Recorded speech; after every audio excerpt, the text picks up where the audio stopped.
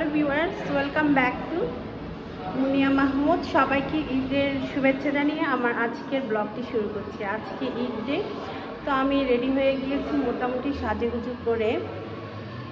খুব সিম্পল সাজুগুজু করেছি, নর্মাল একটা ড্রেস পরেছি ঈদের, আর হালকা একটু মেকআপ করেছি।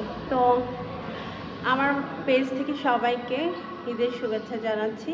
এখন একটু ঘুরতে যাচ্ছি আমার ননদের বাসায়, ঈদের ঘোরাঘুরি। চলুন আপনাদেরকেও সাথে নিয়ে যাই, কোথায় যাচ্ছি কী করছি একটু টুকটাক শেয়ার করব আজকের আমাদের ঈদ ডেটা। তো এদিক থেকে হচ্ছে আমাদের গাড়িটা একটু ডিস্টার্ব করছে, গরম হয়ে গিয়েছে ইঞ্জিনটা, যার কারণে গাড়ি স্টার্ট নিচ্ছে না। তো গাড়িটাকে এখানে একটু মানে রাখা হয়েছে, তো যখন স্টার্ট হবে তখন আমরা আবার যাব। আসলে কোথাও যাওয়ার আগে যখন এই ঝামেলাগুলো হয়, গাড়ি নষ্ট হয়ে যায়, তখন এমন বিরক্তি লাগে। রেডি হয়ে দেখি যে গাড়ি স্টার্ট হয় না। সো খুবই পেইনফুল একটা জিনিস এটা। যাই হোক, ওয়েট করছি গাড়িটা ঠিক করার জন্য। গাড়ি ঠিক হলে তারপর আমরা ইনশাল্লাহ রওনা দিব। তো এটা হচ্ছে ওদের গ্যারেজ। গ্যারেজে আমরা এখন হাঁটাহাঁটি করছি আর অপেক্ষা করছি আর কি, যেন গাড়িটা ঠিক হয়। ঠিক হলে আমরা আবার রওনা দিয়ে দিব ইনশাল্লাহ। তো আপনারা সাথে থাকুন। তো কোথাও যাওয়ার আগেই শুরু হয়েছে ঝামেলা, আমাদের ঈদের ঝামেলা প্রথমেই শুরু হয়ে গিয়েছে কোথাও যাওয়ার আগেই। আলহামদুলিল্লাহ কিছুক্ষণের মধ্যেই আমাদের গাড়িটা স্টার্ট নিয়েছিল। তো গাড়ি স্টার্ট নেওয়ার পর আমরা গাড়িতে উঠে গিয়েছি আর আল্লাহর নাম নিয়ে রওনা দেওয়া শুরু করে দিয়েছি।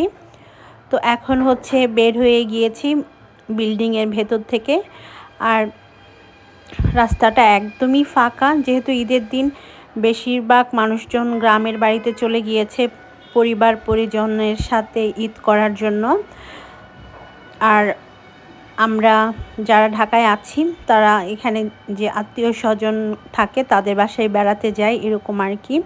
যেহেতু আমি ঢাকার বাসিন্দা না, জাস্ট এখন ঢাকায় থাকবো।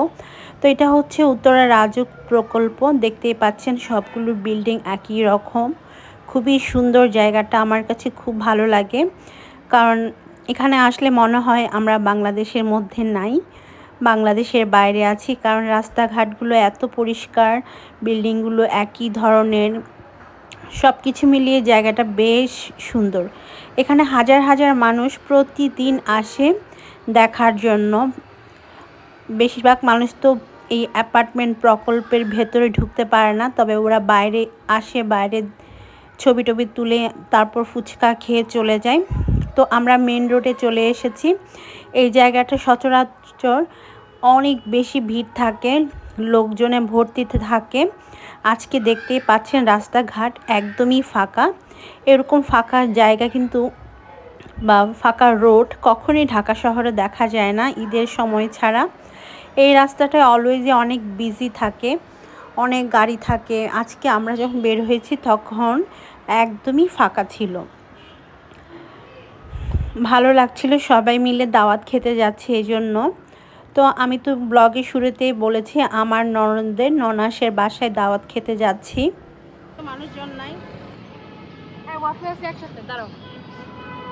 একদম ফাঁকা ঢাকা, এখন ভালোই লাগছে। তো আমরা রাস্তায় দাঁড়ায় আছি, এদিক থেকে আমার ছেলেরা ছবি তুলছে। মানে এত ফাঁকা রাস্তা ঢাকায় দেখাই যায় না ঈদ ছাড়া, ভালো লাগতেছে অনেক। আপার বাসায় দাওয়াত খেতে চলে এসেছি, আর ওনার বাসার এই জিনিসটা আমার কাছে খুবই সুন্দর লেগেছে। অ্যান্টিক একটা জিনিস, এগুলো বাসায় আসলে শোপিস হিসেবে রাখলে খুব ভালো লাগে। কি হিসাব করতেছ? কি হিসাব করো? সবাই বসে আছে। খালাম্মা চুপচাপ কেন?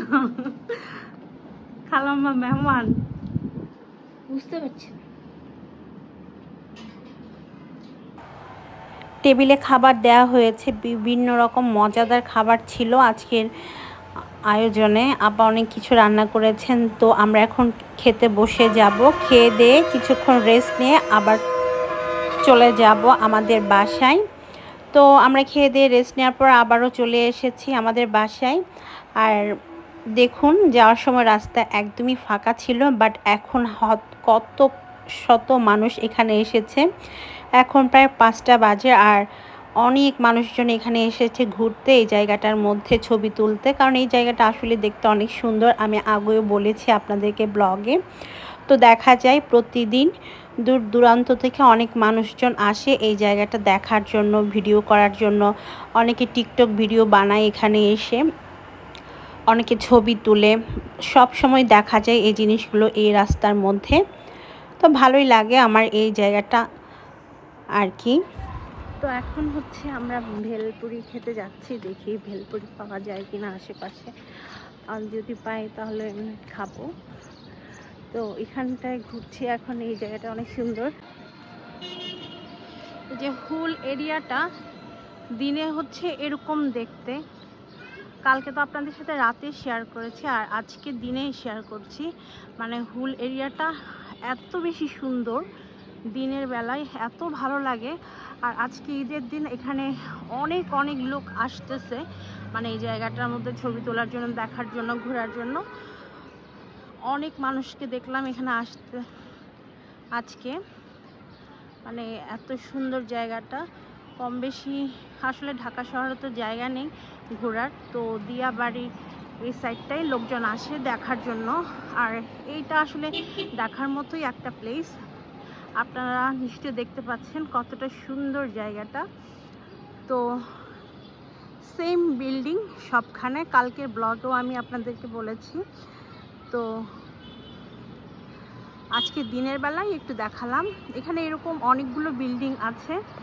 যাই হোক, এখন আমরা হচ্ছে ফুচকা খেতে যাচ্ছি, দেখি ফুচকা পাওয়া যায় কিনা। এখন যাচ্ছি ফুচকা খেতে। এদিক থেকে আমার 2 ছেলে আশফি আর ওদের বাবা যাচ্ছিল সামনে হেঁটে হেঁটে, আমি ওদের পিছনে ছিলাম। যেহেতু আমি একটু ভিডিও শ্যুট করছিলাম, তাই আমি পিছন থেকে আসা যাওয়া করছিলাম আর কি, পিছনেই ছিলাম। বিকালবেলা অনেক লোকজন বের হয়েছে এখানে। তো আমি একদম ঘেমে গিয়েছি, একেবারে ঘেমে গিয়েছি। এখন হচ্ছে ফুচকা খেতে যাচ্ছি, দেখি ফুচকা পাওয়া যায় কিনা আশেপাশে। সামনে আমার হাজব্যান্ড আর বাচ্চারাও চলে গিয়েছে খাওয়ার জন্য, ওরা বাইরে থেকে খুঁজছে কোনো দোকান দেখা যায় কিনা।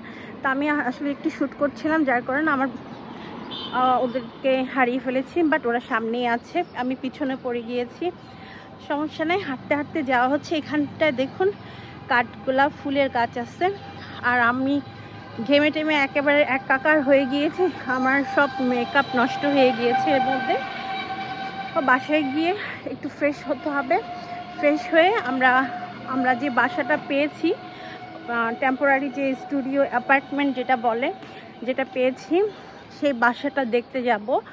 দেখার পর হচ্ছে বাসায় চলে আসবো। তো ঘুরে ঘুরে আমরা চলে আসছি, আমাদের ঘোরাঘুরি শেষ হয়েছে। তো এখন হচ্ছে এখানে আসলাম বাইরেটা একটু ঘুরে টুরে দেখবো। 1200 টাকা হইলে তোমার 15 টাকা করে, তোমার যদি 1200 টাকা 1200 টাকা